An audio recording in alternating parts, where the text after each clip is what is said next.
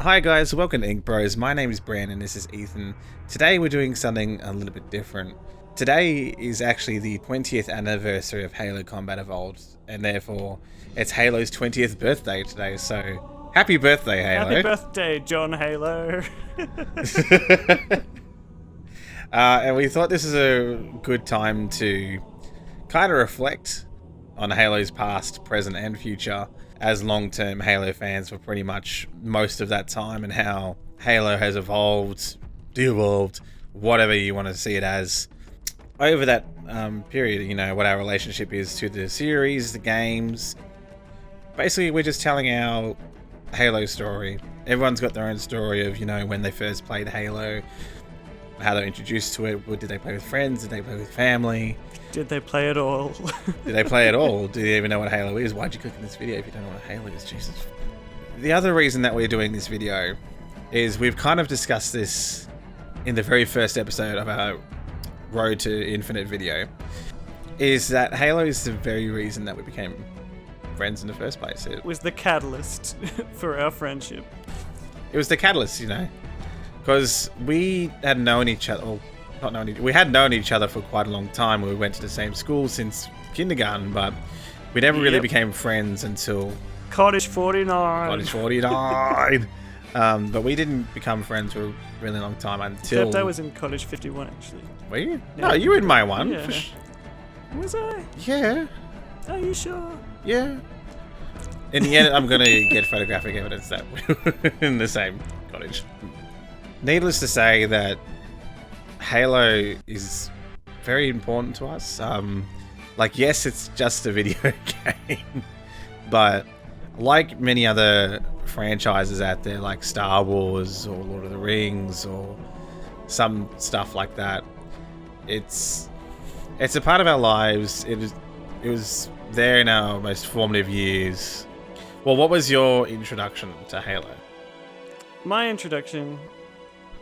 Like, was it Halo 1, 2, 3? Were you blinded by its majesty? My first memory of Halo, I was a young boy. And at this time, I would have been 5 or 6, and we'd just bought our first Xbox. The original Xbox, the family. We just bought it. We just bought our first. That's cool. And it came with Halo, of course. And after that, I remember watching my dad and my uncle playing that on the weekends. And I'd be watching, being like, this is so cool.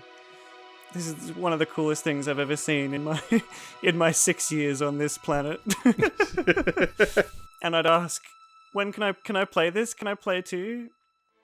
It's like, no, you're not old enough. Pop won't let me have one yet, will you, Pop? Not till you're 12, son. So did you have to really wait till you're 12? Well, no. Dad let me play in earnest when I was 8 or 9. It was kind of worth the wait. But, and I will caveat this, I played through the campaign and I got to the flood and... Yeah. The recollection stops. It completely stops until Halo 3 is about to come out. And I'm like, oh yeah, Halo's pretty cool. So I think Dad probably would have been right to stop me playing it until I was 11 or 12. What was your first Halo experience? Was it as traumatic? Well, my introduction to Halo, I don't think it was 2001. I think it would have been probably maybe a few years after. So it wasn't... I didn't own the Xbox either. It was my stepbrother's. And my stepbrother, who's younger than me, he had a whole lot of like Xbox games downloaded onto the Xbox, including Combat Evolved and Halo 2. So I'm assuming this is probably 2004, probably something like that. Too, because you couldn't download games onto anything back then. Oh no, it was a bit of a dodge thing. I'm not gonna lie. That's pretty much like all I played for like a few years. Like, yes, there was other games on there, but it was just Halo Combat Evolved, Halo 2 on repeat.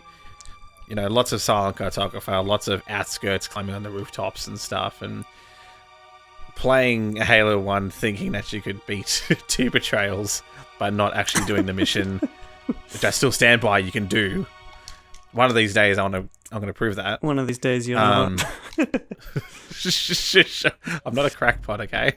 I want to believe. Do you recall, because I've got crap memory, how was it that we actually really met over Halo? Well, because like I know we'd like crossed paths in the schoolyard and Yeah. like gave each other greasies Yeah, and and you'd- shit, but you scowl at me with my football cards, clutching your Yu-Gi-Oh cards, thinking this guy's too good.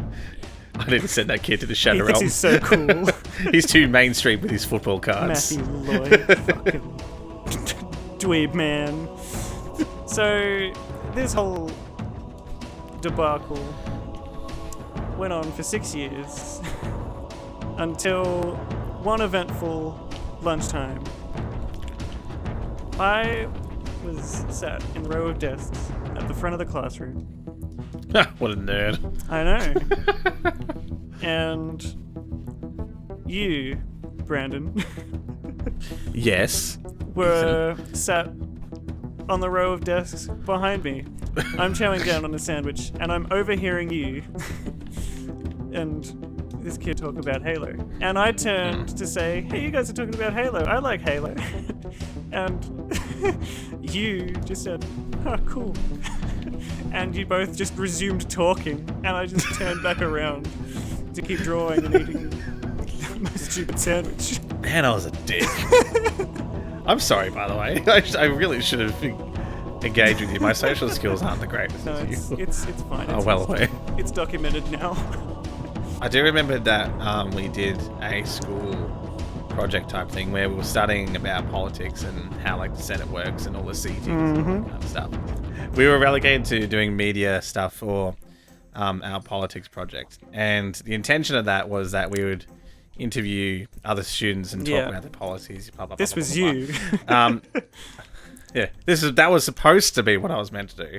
But what I did instead, which happened with most of my school projects, is I somehow made it Halo related. So instead of doing all that boring stuff, I decided to make a Halo 2 cheat codes and playthrough of how to play Halo 2. In fact, this is even worse. I didn't actually write it myself. I just stole it online from someone else who had already written it. You got involved in Yeah. somehow in all 'Cause that, in didn't this purely educational model parliament of 12-year-olds, I had managed to win myself a cushy little seat as an independent representative. And for this journal, I'd submitted a review of Halo 3 when it came out. And after it being published, you came to me to say, yeah, we know it's good, shut up, or words to that effect. Fucking hell. Year 6 me was such a dick. Just a little bit. If I had a time machine, I would slap myself silly. I am so sorry. So we both got Halo 3, and for pretty much every single day for the next however many years it was, every single day, every single weekend, it was just Halo 3, and that's all we did. That's all we talked about in school. And yeah, that was just our obsession. That was our lives. You know, we'd, go online. We'd play multiplayer. We'd do all those crazy custom games of like Jenga Tower and all that. And for those who were around during those days and couldn't just access it on the Master Chief Collection, to unlock armor, you had to complete achievements and levels and all that kind of stuff. And there was this one bit of armor, which isn't rare now, but it was rare back then, which was the Hayabusa Katana. Was it though? Because I earned it. I It earned was. legitimately. It was. It was. Thank you very much. And the reason it was is because originally you had to complete all of the achievements. 50 achievements. It was All 50 47. achievements in Halo 3. I'm gonna out nerd you with Halo. It was Brandon. fucking... All right, 47. What if it was? It felt like 50. So 47 achievements, you had to complete them all. Now, some of them were easy. Some were you had to shoot 2 fucking people at once with a Spartan laser. It was hard.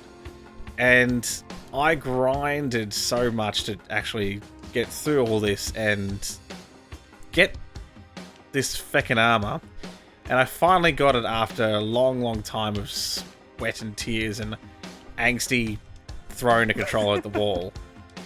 I finally got it. And not even kidding, 2 or 3 days after, they decided to update the game and go, oh, here's 20 plus more achievements that are super easy. And anyone can get. And hey, you don't have to get the original 47 anymore.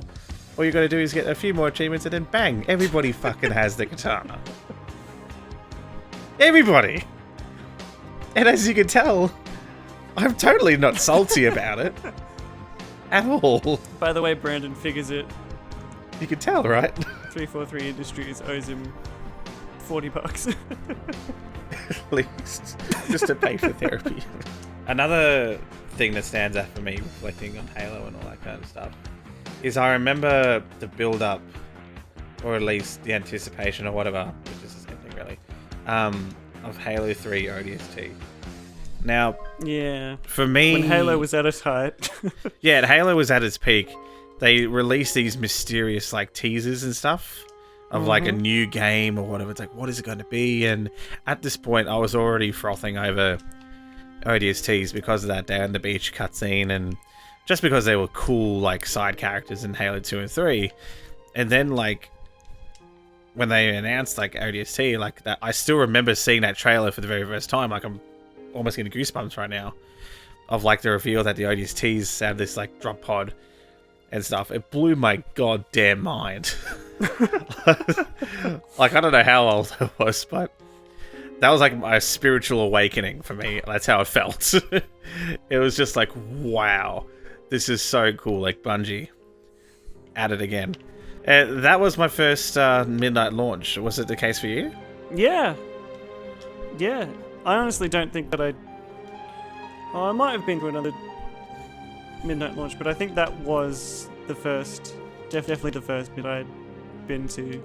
I don't think I've been to a midnight launch or anything in a really long time. Yeah, the last one I remember was the first EA Star Wars Battlefront. But that's it has beside been the like point. a long time, and I remember like, at least when we were younger, is that like a midnight launch was such an event for a video game. Like they still do them, but I don't know if it carries as much weight as it does now. But I remember there being midnight launches for like all the Halo games, all the Call of Duties, and all that. I can't remember if we spoke about this specifically on another episode, but when Reach was coming out, because like ODST was in the middle, and we thought with ODST we'd get like a demo of Halo Reach because they had that thing in the menus. The beta was coming out one night at like 4 a.m. Was it 4 a.m.? I remember being It a was 4 reasonable a.m. thing. Was it really 4 It a.m.? was 4 a.m. Yes. Yeah? And I can tell you it was 4 a.m. because I've got the story. Okay. Continue. I got up because all the dates were in American dates, and I got up the night before, despite my dad telling me, no, they're not going to put it out, it'll be tomorrow morning. Got up at 4 a.m. and went out into the lounge room so I could download and play the beta. And what I got was a Vidoc on what the beta was going to be like. And I was like, okay. And I stayed up for another half hour or so, refreshing to see why isn't it here? Before I went back to bed. Yeah. And then waking up, like, to go to school that day. Dad said to me, yeah, didn't I tell you? Aren't you glad you stayed in bed? And I'm like, oh, I have to grit my teeth and say nothing because if I admit that I'm Do you think he grumpy- knew? Oh, there's no way he didn't know. Like now. What was your experience coming up to Reach I do. and that? It's a bit hazy for me because I was still very excited for Reach, and I still had that, like, not childhood wonder, but like, I don't know, just the love of Halo, and being able to go back to Reach, which was like the beginning of the whole Halo thing, because like I was obsessed with the lore. Like I read all the books and all that kind of stuff. So playing Halo Reach, which was like, only 4 books at the time. it was only 4 books. So yeah, that was like, for me at least, that was so amazing those first few months of playing it, because like it was a new game, like it was the Reach experience, the multiplayer was different, it was exciting, but I'd reached this stage in my life where where I was still, this sounds bad, but I was still liking things that someone my age shouldn't like, if that makes sense. In hindsight, though, I would have just told myself to just do whatever the fuck I wanted. But yeah, you know, I still liked Halo. I was still playing video games a lot. I still had Lego, and like a lot of Lego. And well, this is what I'm saying, like, and I had in my mind that this is a personal thing. Like, I'm not no bullshit here. Is that I felt like I wasn't likable because I liked all these kid things, and that I was never going to be able to grow up if I kept liking these kid things. And so I had made this decision to like distance myself from all that, and the unfortunate side effect of that was like I cut real hard, and that involved me like getting rid of my Lego, getting rid of my Xbox, like everything. I just got rid of it all. And as you can probably attest to, like I was an absolute dick about it at school, and I was trying to be cool, like I don't play any of that anymore. Because in truth, like I did like all that stuff, but you were in denial about it. I was in denial about it, and like real talk here, I've learned stuff over these past years, especially recently, is that you gotta love what you gotta love, and you know, love it fiercely, love it. Like you protect it and all that kind of stuff, and don't let anyone tell you what you can and can't like. Exactly. You know, don't even let your inside voice tell you what you think you should. because like these past few years, like I've gotten into stuff that I used to like during that time, during peak years in my life. Like it's probably a midlife crisis, but I'm having so much fun going through playing video games again. Like even with the Yu-Gi-Oh stuff, like I'm collecting Yu-Gi-Oh cards again, which I haven't done in 10 or plus years. But I'm loving it so much. Like it gives me so much joy, and just other stuff like that. And like if I had a time machine, firstly I would go to the past and just slap myself silly because I'm a dickhead. But also I would tell just myself that first that day in year 6, like you should shut the fuck up, Brandon. Let this man into your life. Yeah, that, and I would just tell myself just to not, just take it easy, enjoy what you enjoy. You know, the right people will come into your life that like this kind of stuff. You know, and unfortunately, like I stopped playing Halo, which is something that I just loved so much, and like I still managed to play Halo 4. Yeah, I think you'd gotten over that bit by the time that came out. Yeah, because by that point, I think I was like, we were in year 11 and 12. Yeah. So that by that point, like I had already done my growing up or whatever the fuck it was, and so I was able to be like, oh yeah, I'll just play it. And so I did the midnight launch thing, played Halo 4, and I played it with you guys because you guys hadn't really like stopped playing games and stuff. Like you guys, why would didn't you? give a fuck, and for the right reasons. So that was all I And- did. Like there was no homework done. I think I may have done a quarter of all the homework that I was meant to do, if that, between year 6 and graduating. It explains so much. No, I not really. mean, like, literally. You could probably blame But that's- Halo that's so cool, on the though. reason Yeah. why I'm a freaking deadbeat, works in a liquor store, thinks he can do Not a anything. deadbeat. You're making YouTube videos with zero audience. But you guys, you were doing what I should have been doing. Like, again, I'm probably jealous because you guys got to have fun playing video games and stuff, and I wish I still did that. And you guys being, as awesome as you are, you didn't begrudge me deciding to come back and playing with you guys. You're just like, No. yep, Why would jump we? on the Xbox, But that's what I mean. Like, you could have easily done that because I was such an asshole about all of it. But you guys are, just good friends, And I don't think I've ever really said this to you guys, but I really appreciate that because in those years I've said some stupid stuff, Haven't we all? and most people will just write me off and stuff. So again, real talk here. You gotta be truthful. Thank you. You're welcome.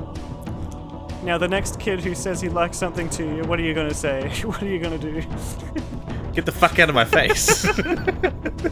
I rammed on for a whole lot there. What was your relationship like with Halo 4? I don't think I had the best relationship with Halo 4, to be quite honest. Because I didn't even... I forgot that it was coming out, to be honest. 'Cause this was the time Yeah. where I just kind of started being all... Oh, fuck yeah, man. Music is so fun. So sick. Oh, hell yeah. And so only in hindsight did I... Not in hindsight. In happenstance did I have Halo 4. Because Dad bought it. For him. Yeah. I felt it was a bit like that. I think... now that you say that, I remember seeing a cutscene or a trailer for it. And I'm like, what the fuck? Halo's still going? I We was thought it under was the impression that Halo 4 was a bit of a surprise. Yeah. And it was a bit of a mixed bag. I don't remember hating it, but I was like, this is weird. Yeah, the Did you have tone that kind of shift- reaction? Not really. Yeah. I was kind of ambivalent about it, to be honest. I played a lot of the multiplayer. Yeah. I played that for a long time I remember the mechanics being a bit strange. in Halo 4. Yeah, they changed a lot of Halo the 4. stuff. Yeah. But besides that, I still remember Yeah. having fun. It was a fun game.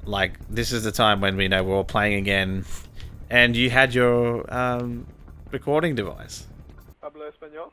Jesus Christ, everyone just died, Poss.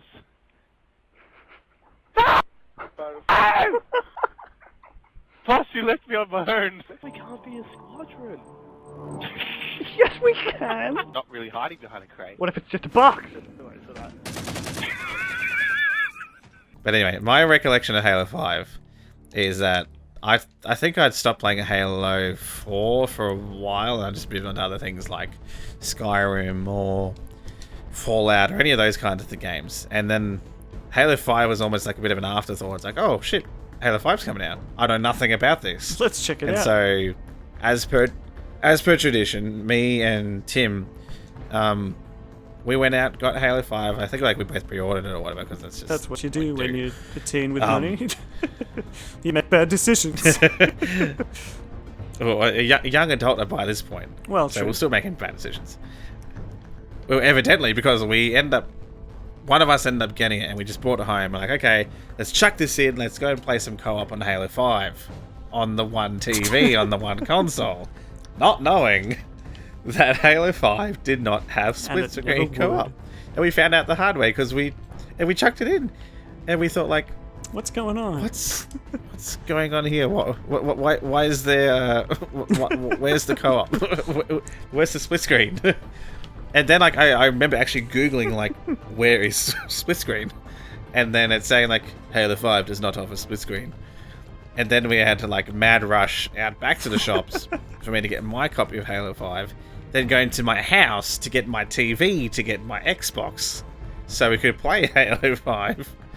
And It was really weird. So I think I played Halo 5. No, I think I stopped playing it. But then I picked it up for whatever reason. I'm just like, okay, maybe I didn't give this enough of a chance because like I had mixed signals with Halo 5. And I remember picking up the multiplayer and stuff, and I'm like, controversially, I kind of like it. Like, I kind of liked the freedom of movement and the clambering and sprinting.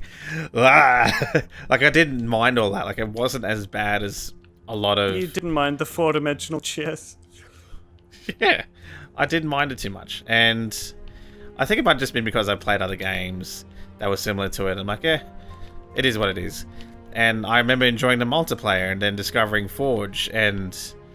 how different Forge was. Like, it's a fucking learning curve, but once you know it, you can do so much with it. So, in saying that, so when you did play Halo 5, what were your thoughts?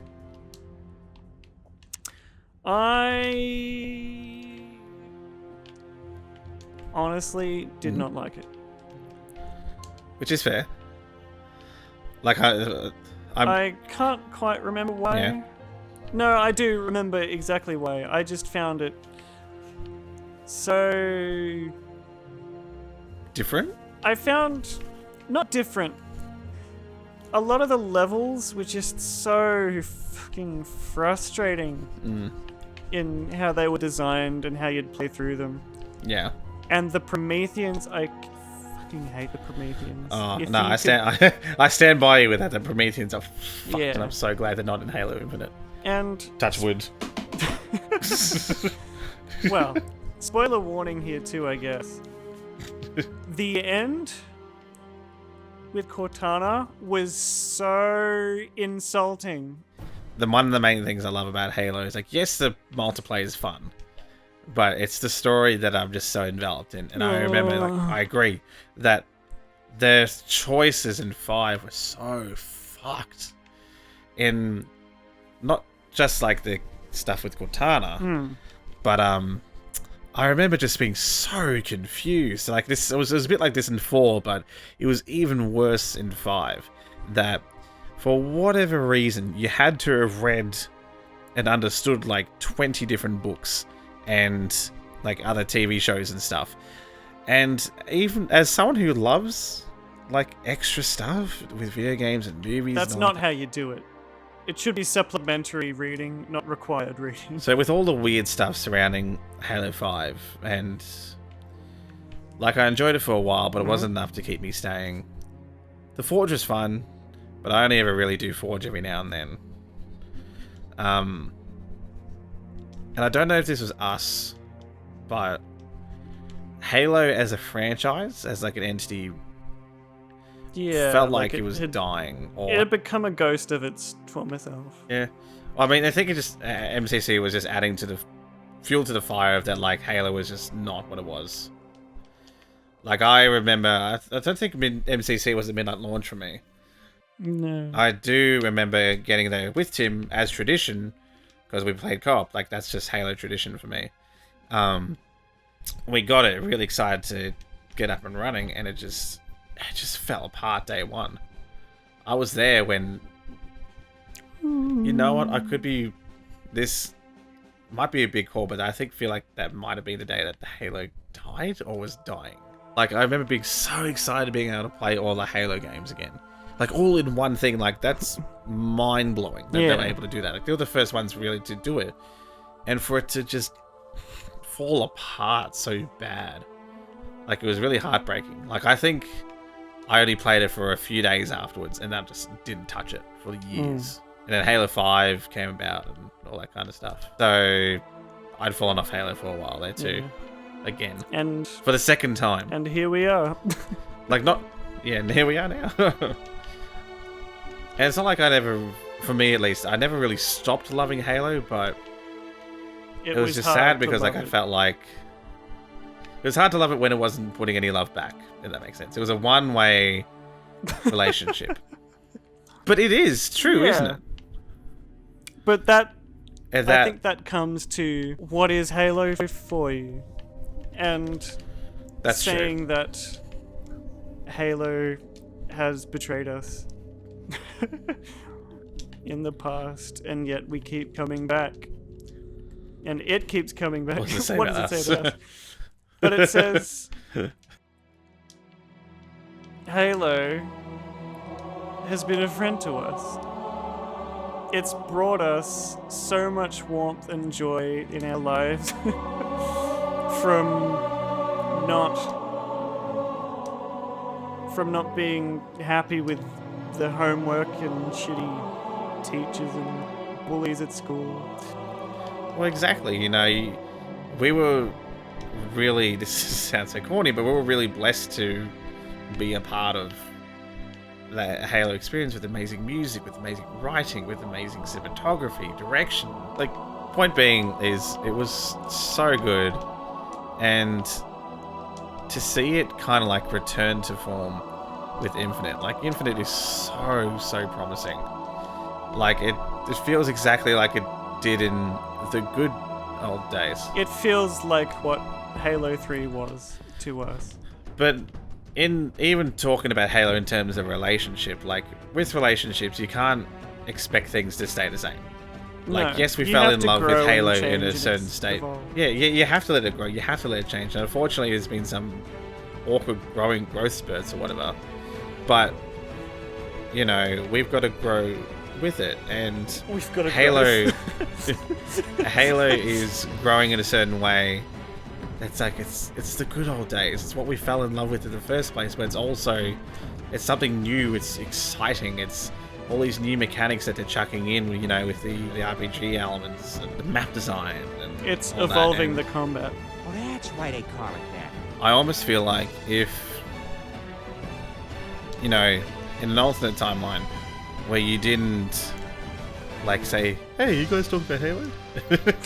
Or, you know, where we weren't doing the media thing as a school project and we decided to fucking write about Halo instead, mate, we probably wouldn't have become friends. Yeah, this all wouldn't have happened, so you guys can all blame Halo for this. That's the reason Ink Roses happened is because of Halo, so sorry guys. And in thinking about that, like, not to get all sappy, but I'm really thankful. Yeah. I'm thankful. Like, you're a good friend. You're a good friend, Ethan. And, you know, doing all this stuff together You're a good friend. and all that. Shush. No, I was an asshole. You're the good friend. So I am thankful that something as simple as a video game can, You can bring us together. you know, make friendships and stuff. And, like, I know we're not the only ones. Like, I know that Halo has probably brought plenty of friends together. And created lots of really cool memories and stuff. And so that's why I'm really excited for Halo 3. Sorry, not Halo 3. Freudian slip. Halo Infinite is getting to experience that all over again. And we will.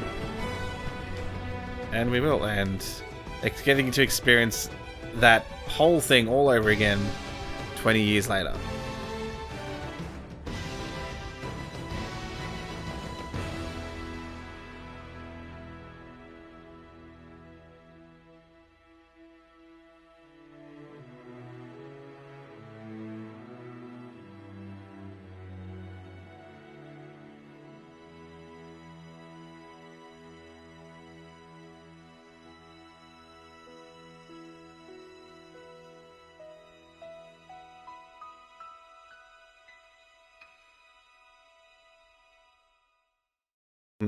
Actually, I just had a thought.